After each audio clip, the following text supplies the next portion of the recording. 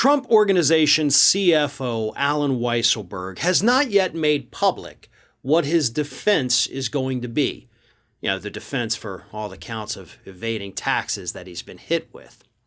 So we don't know what his lawyers are going to go to court and argue. We do know, of course, that his lawyers have gone to court and said, this whole thing is a farce, it's a sham, blah, blah, blah, blah, blah. Yeah, that's not an actual legal defense. That's just them trying to craft a narrative with the media. But in terms of legal defense, we don't know.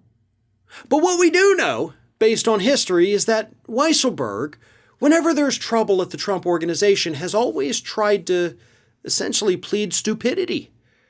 As Vanity Fair recently pointed out, back in the day, just a couple years ago, when there was that big Trump Foundation charity scam, right, where they were actually sending charity money down to a politician down here in the state of Florida, Weisselberg's the guy that signed off on that.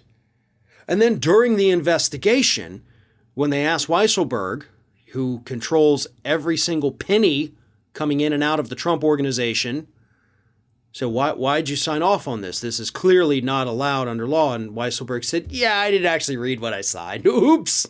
Yeah. Duh. Silly me. You can't throw a guy in jail for just being careless. You can, but they didn't. So Weisselberg actually got away with just pleading ignorance on that particular issue, which resulted in the Trump Foundation being dissolved, the Trump family being barred from sitting on any charitable organizations in New York for a lengthy period of time. It was a big frickin' deal. And Weisselberg got out of it by just saying, I didn't know what I was doing. But that won't save him here. Again, we don't know if he's going to try to act like he's just, some idiot running a multi-billion-dollar corporation's money or not. But we do know he's done it in the past. But the reason that won't work now, even if he attempted to do it, is because what we already know from the Manhattan DA's office is that Weisselberg kept spreadsheets. He kept spreadsheets of all of the incentives that he was getting and not paying taxes on. It's all in writing. Digital and manual writing. So it'll be interesting to see if he tries to say, well, I didn't know what I was putting in the spreadsheet. Sometimes I just make spreadsheets. It's fun. I enjoy it. You want me to make you one? So we don't know.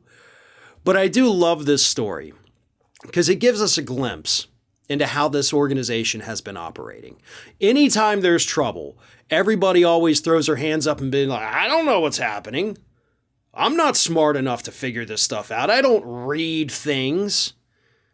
The organization itself has said that. Weisselberg has said that. That's not going to save you this time.